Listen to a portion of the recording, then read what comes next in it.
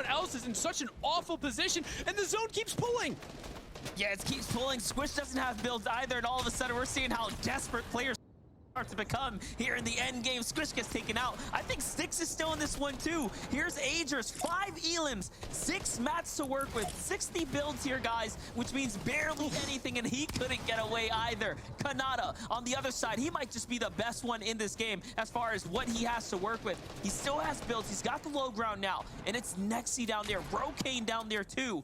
Peter still on height though. He can really just walk his way through this. I mean, he's gotten so much free placement here, but he's running out of mats. He still doesn't have any ammo here, Sundown. I'm not sure if he has enough firepower to actually win this game.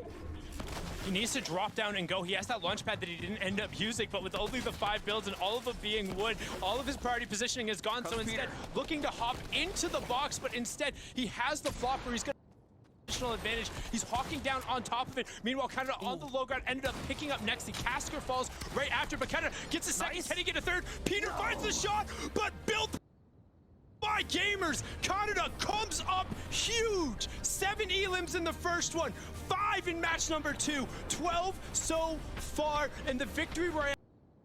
Oki's dropping down, and he ends up picking up an elim on the backside. But as you can see, Canada with the priority position on the right hand on the low ground. Normally this wouldn't be great, but both Okies and Peter don't have builds. They're dropping straight down into the right hand of one of the scariest solo players in the game, and the pump swap is instantaneous. Back to back. That was gross. Yeah, listen, Kanata has hit some massive shots right there. Just talk about big game for him. Consistency taking over as well, man.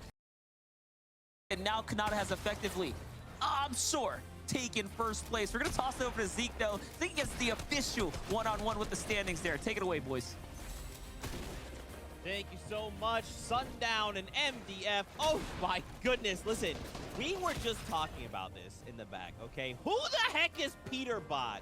Who is this legend that has suddenly appeared that is saying FNCS All-Star Showdown? I'd like a word with you, friends. I'd like to ask you why you have not heard of me in my entire life. This guy made it through. He was one of the 10 people that had to qualify and make it through. This is insane. He just hit a 2nd place. Now, once again, Kanata, fantastic. But we know Kanata. We know he can pull off the unthinkable here. The 104, Vivid. I mean, you do. You know, Peter Bot right here reminds me of me in my prime, because when I was in my prime, okay, I was comfortable playing the game, and that was like one of the most important things. No, for real. One of the most important things was being comfortable playing the game. And if this man is pulling out his bolt action sniper rifle on height in 3rd moving zone, he's comfortable. And that's what I like to see. You know what? We don't even know who